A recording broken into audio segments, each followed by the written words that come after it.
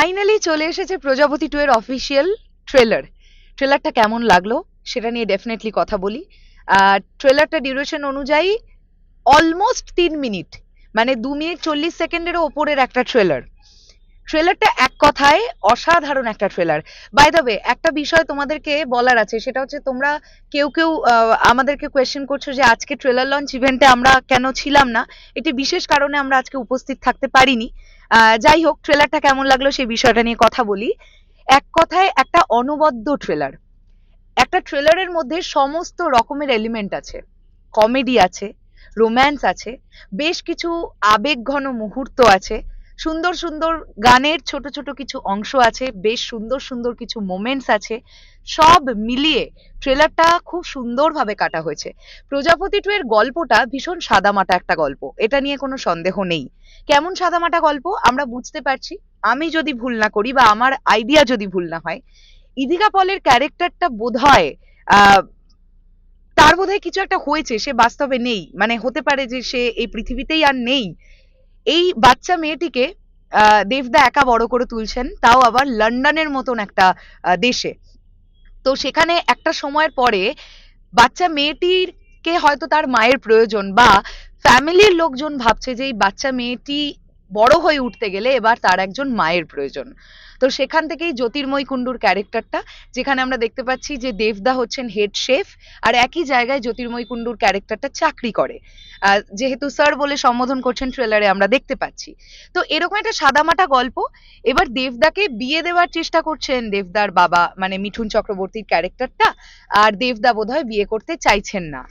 এই একটা টানাপোড়েন নিয়ে এই সিনেমাটার গল্পটা এগোবে। ফাইনালি কি হবে এটাই জানতে গেলে আমাদেরকে প্রজাপতি 2 সিনেমাটা দেখতে হবে। খুবই সুন্দর। স্পেশালি আমরা আবারও এখানে অনির্বাণ চক্রবর্তীকে প্রধানে আমরা একটা নেগেটিভ শেডের ক্যারেক্টারে পেয়েছিলাম। এই ছবিতেও আমরা অনির্বাণ চক্রবর্তীকে একটা নেগেটিভ শেডের ক্যারেক্টারই পাবো, যে ক্যারেক্টারটা দেবদার সঙ্গে একই জায়গায় চাকরি করে, কিন্তু দেবদাকে সহ্য করতে পারে না, বা কিছু একটা তাদের মধ্যে চলছে। এরকম একটা নেগেটিভ শেডের ক্যারেক্টার প্লে করছেন অনির্বাণ বাবু, সেটা বোঝা গেল ট্রেলারে, সেটাকে রিভিল করা হয়েছে।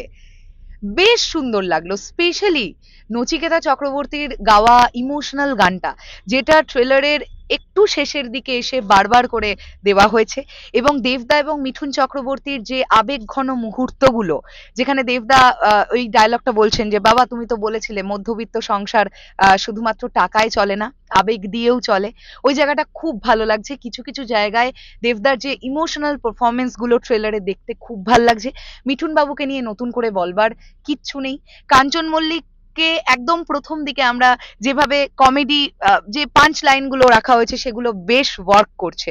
তো সব মিলিয়ে কিন্তু আমার প্রজাপতি 2 এর ট্রেলারটা বেশি প্রমিসিং লাগলো।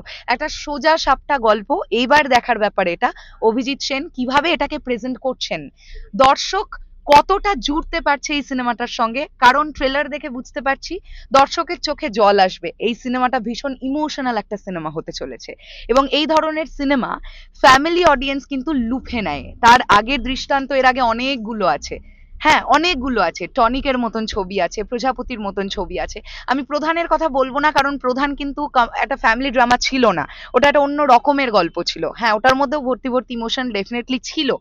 আহ তো দেখবার ব্যাপার এটা যে আহ দর্শক কিভাবে নিচ্ছে এই সিনেমাটাকে। আমাদের কাছে খুবই ভালো লেগেছে ট্রেলারটা। তো ট্রেলার রিভিউটা শেয়ার করলাম, তোমাদের কাছে কেমন লেগেছে সেটা অবশ্যই কমেন্ট করে জানাও। টাটা।